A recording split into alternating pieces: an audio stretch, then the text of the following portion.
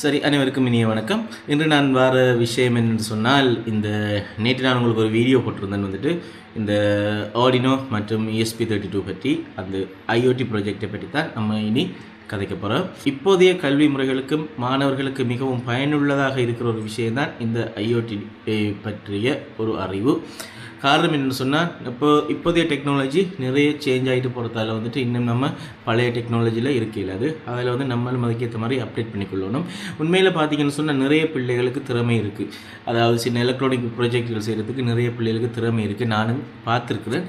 ஆனால் அவங்களுக்கு அது எப்படி கொண்டு போகிறன்ற விஷயங்கள் நம்ம நிறைய பேர் அதை மிஸ் பண்ணியிருப்போம் சொல்லாமல். ரைட், இருந்தும் என்னால் முடிஞ்ச அளவுக்கு நான் இந்த ப்ரொஜெக்டில் பற்றி எப்படி ப்ரொஜெக்டில் செய்யலாம்ன்ற விஷயங்களை பற்றியும், இந்த ஆர்டினோ போர்ட், இந்த ESP32 போன்ற இந்த மைக்ரோ கண்ட்ரோலர்களை எப்படி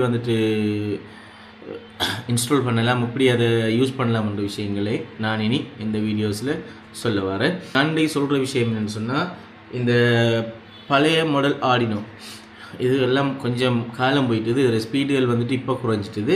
ஸோ ஓகே, இது கொஞ்சம் ப்ரைஸும் கூட இப்போதைக்கு. ரைட், இதுகளை விட்டுட்டு நமக்கு சீப்பாக கிடைக்கிறது மிகவும் பெர்ஃபார்மன்ஸான போர்டான இந்த ESP32 பற்றி தான் இனிமேல் நம்ம கதைக்க போகிறோம். இது நேரடியாக நம்ம மொபைல்லையும் கனெக்ட் பண்ணிக்கொள்ளையிலும், இன்டர்நெட்லையும் இதை அக்சஸ் பண்ணி கொள்ளையிலும். அதில் இது சீப்பாகி நமக்கு கிடைக்கும். ஒரு 1400 1500 ரூபாய்க்குள்ளே இந்த போர்டு நம்ம வாங்கிக்கொள்ளலாம். அதால் இதை வச்சு இந்த எல்லா ப்ராஜெக்டையும் நம்ம செய்யலாம். ஏன்னா கொஞ்சம் இந்த பெர்ஃபார்மன்ஸ் நல்ல நிறைய பின் அவுட்டும் இதில் இருக்குது. இந்த பின் அவுட்டுகள் இதில் நிறைய இருக்குது. அதில் நம்ம இந்த பின்னுகளை யூஸ் பண்ணி கொள்ளையிலும்.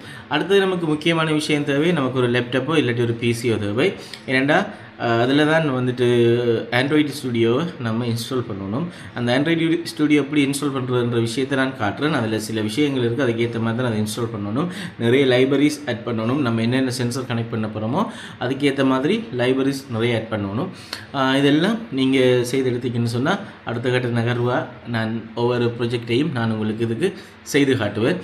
ஓகே, சரி, எனக்கும் இன்றைக்கி ஒரு சில சொந்த வேலைகள் இருந்தபடியால் இதை பற்றி ப்ராஜெக்ட் ரெடி பண்ணி உங்களுக்கு காட்டுவோம்ன்றேன். ஸோ எனக்கு இன்றைக்கு டைம் இல்லாமல் போயிட்டுது. ஓகே, இனி அடுத்தடுத்த வீடியோவில் நான் ஒரு சின்ன சின்ன ப்ராஜெக்டுகளை நான் உங்களுக்கு செய்து காட்டுறேன். தொடர்ந்து மண்ட சேனலில் இணைஞ்சிருங்க. நன்றி, வணக்கம்.